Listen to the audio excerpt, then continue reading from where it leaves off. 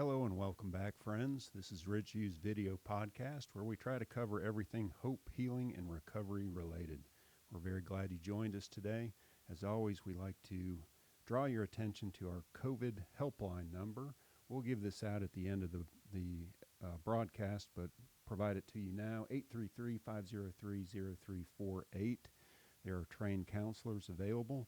So if you or someone you know is just having a hard time in coping with COVID and the pandemic in their life, please give them a call. They're there to help you out from 8 in the morning to 8 in the evening, Monday through Sunday. Yes, including Sunday. So it's an important resource for you. Also, part of our COVID response team effort is inviting guests in to talk about some of the good news that they are involved with. And my guest today is Anna Harness. Welcome, Anna. Thank you so much for having me. I'm happy to be here. Well, it's a delight, especially a delight to have someone from Scott County. So, yes. Yeah, you had a little jaunt today yes. to get down here. I was a little late, but I made it. Well, it's here at Ridgeview, we are all about improvise, adapt, and overcome. So we just roll with it. So nonetheless, I'm glad you're here. So, okay. One of the things that I do here at Ridgeview is I get the honor of subscribing to newspapers in all 5 counties. Now, this one came out from the Independent Herald, April 8th, a fine newspaper. I encourage you to subscribe to it if you are a resident of Scott County. In this article is this lovely picture of you and a coworker. Yes, and that is actually our sexual assault victims advocate, Rayleigh Laxton. All right. Well, very good. So part of having you with us today is this. We're recording this in the month of April, and April has a great deal of significance. Yes, April is Sexual Assault Awareness Month every year. I believe this year is its 21st official anniversary. And what is the color that signifies that awareness campaign? That would be teal, and we're both wearing teal. People may notice that our teals look slightly different, but that is just fine. As I told you earlier, I think if you believe you're wearing teal, then you're wearing teal. I like it. Mm-hmm. And that's, as I shared with you, I wasn't even sure what color teal is. So my wife and I asked Siri last night, what is the color teal? And this was the closest I had in my wardrobe. So if it looks like teal to you, we're on the right track. It looks like teal to me. All right, very good. So tell me a little bit just about what you do. I noticed there is, you're with Scott Appalachian Industries, yes. Correct? So tell me a little bit about that agency and then what you do with regard to sexual assault care. Okay, well, Scott Appalachian Industries actually has a number of programs. So they are a multi-service nonprofit agency. We're really widely known in the community for our work with individuals who have developmental or cognitive disabilities. So they have a day program where they can come in and do sort of day rehabilitation. They provide in-home services. But SAI has a lot going on, to be honest. In the summer, they do a county-wide summer feeding program for anyone under the age of 18. They have a rep payee program. So they've sort of got their hands in a lot of pots and providing a lot of services. Since 2018, we've been working with the Office of Criminal Justice Programs. So they provided a grant for SAI to start a sexual assault care program. That's where I come in. I'm the coordinator for that program. We offer advocacy services for victims of sexual assault who are in the late adolescent range and up. The county already has a really good child advocacy center, but we needed those services for adults in the community. Yeah, no, that's great.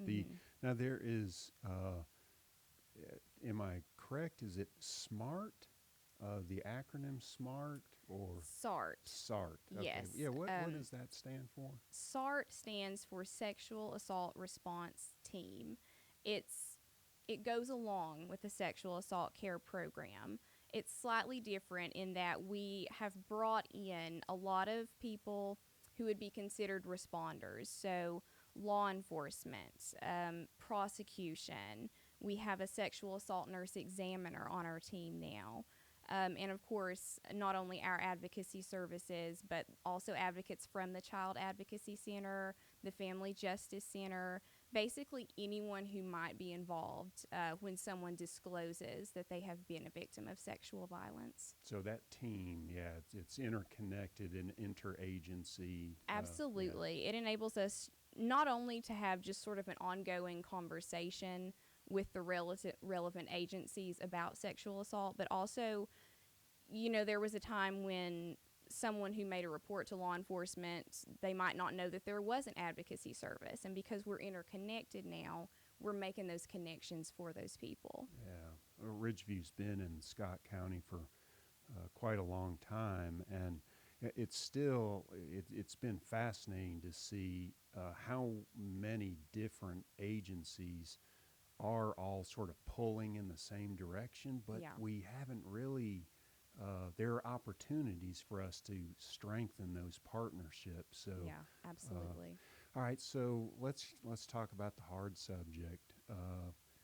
So the pandemic has caused everybody to not be at their best.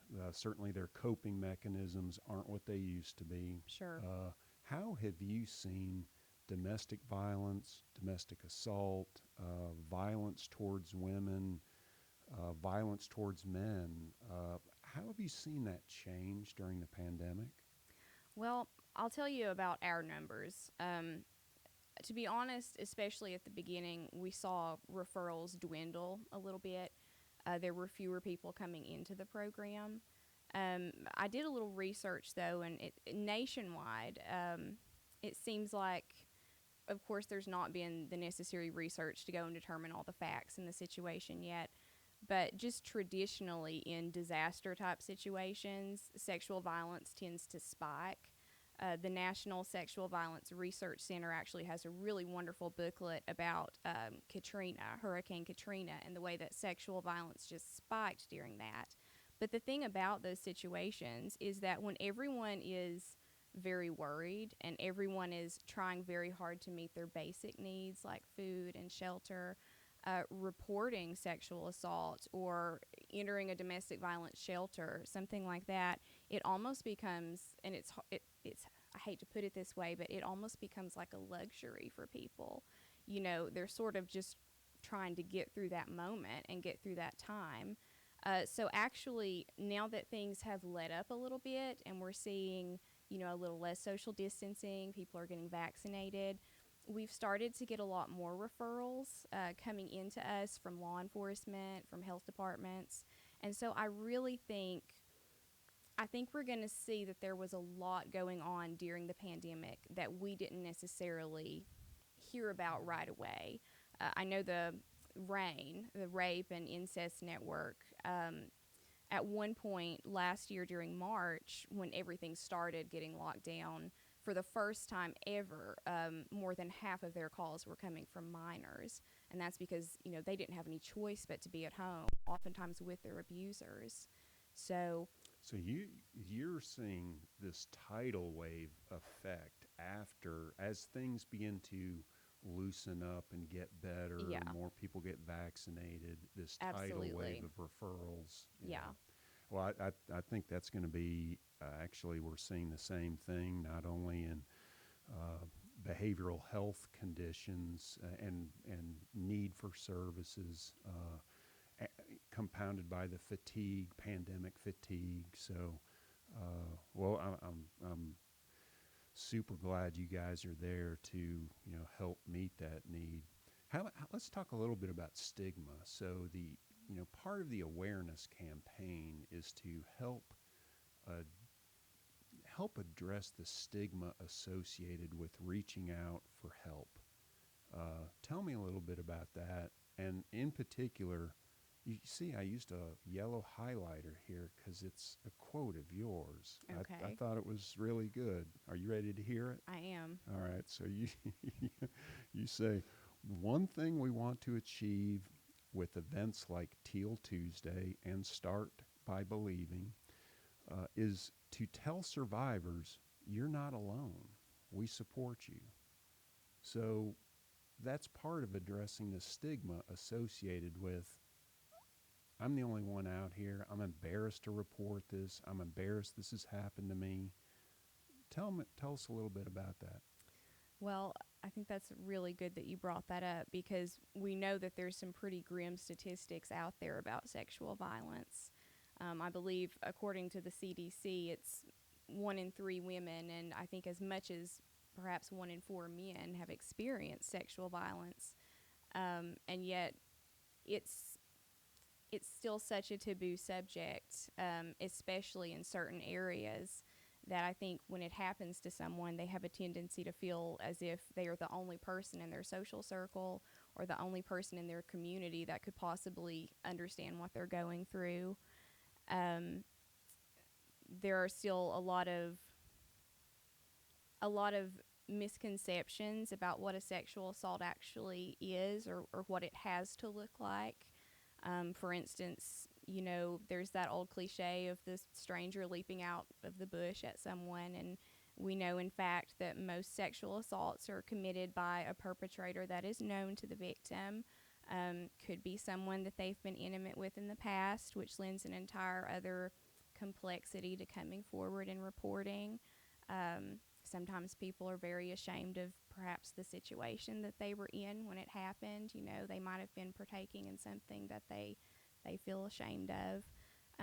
There's a lot of layers, just a lot of layers, and we just want people to know that no matter what was going on in your life, no matter who the perpetrator is, it's not your fault. The only time a sexual assault takes place is when a perpetrator chooses to commit an act of sexual violence. It has very little to do with the victim. So that's all well said. I'm glad you uh, shared it the way you did. If someone's listening to this and wondering, man, I need some help, or I need to make a report. What's the best way for them to get in touch with you? What recommendations do you have for them? Absolutely, and it is their choice to report. And we can serve them even if they choose not to make that report to police. But we have a 24/7 helpline. It can be reached any day of the year, even on holidays. And that helpline is 423-539-6499. An advocate will answer and walk them through their options. If they do choose to make a report to police, our advocate can be with them when that happens. And in fact, she can be with them at every step of the criminal justice process, civil processes such as filing for protective orders against their perpetrator. And she can also help them to get in touch with counseling. They might have medical concerns, as people often do after they're sexually assaulted. We can just connect them with a whole lot of resources that they might not even know are out there, and we can also help them get to those resources.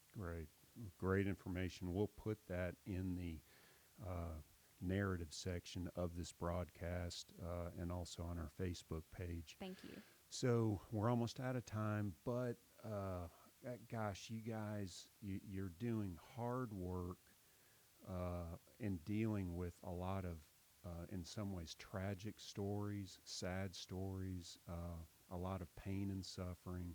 So I'm always interested in knowing how healthcare provide. In a way, you're very much a healthcare provider. How you are caring for yourself. So how does Anna care for Anna? Oh gosh, that's a good question. It definitely makes me reflect on perhaps I should be doing more. But I like to read. I love to read, and since the libraries kind of closed down, I got one of those nifty electronic library cards so I can check out digital books. I like to work out when I come home and I'm not too fatigued. I have a couple dogs that, you know, just petting a dog, they say, lowers your blood pressure a little bit. So I think cuddling with my two little half beagle, half dachshund mixes sure does help. You'll be glad to know another podcast being recorded today has to do with pets. Oh, great. So, yes, you'll have to stay tuned for that one. Absolutely. Well, Anna, again, I really appreciate you coming in. You've given us some great information. You've helped elevate our communal awareness around the importance of this month for a very vulnerable population. We hope that getting some of this information out helps give folks the courage to take the next step and not feel the shame, embarrassment, or stigma associated with asking for help. So I hope you'll come back. Now you know how to get here. So, yes. Yeah. When we take this mobile, we'll come to you. How about that? That sounds great. All right. No, but I would love to come back, and I thank you so much just for the opportunity to talk about this. Oh, I'm delighted you reached out to us first for Ridgeview to help participate in the social media campaign. So a lot of our staff have had fun donning their teal. Yeah, so, and we yes. were really, really grateful to be able to share that. Yeah. Okay, well, thank you, folks. We appreciate you tuning in. As always, we'd like to give out that helpline one more time, 833-503-0348. Please subscribe, ring the bell so you get notification of our latest episode, and take good care.